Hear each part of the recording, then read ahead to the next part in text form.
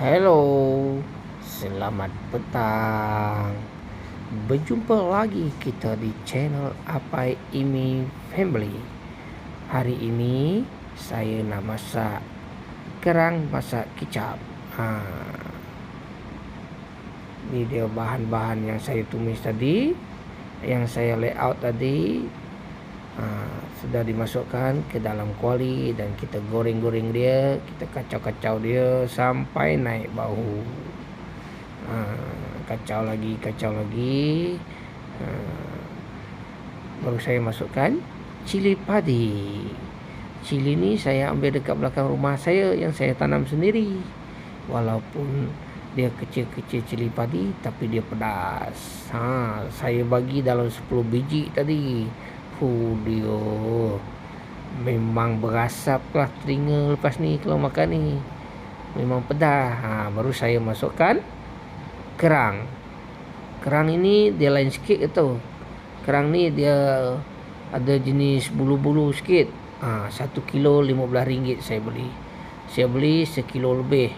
Banyak untuk makan satu keluarga. Nampak?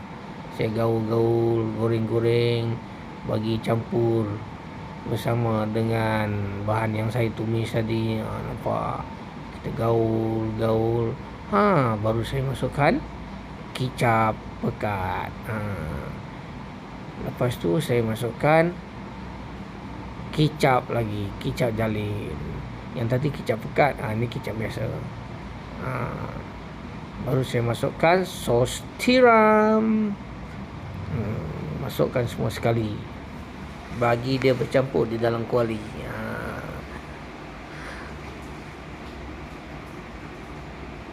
Lepas tu baru kita gaul dia, goreng dia.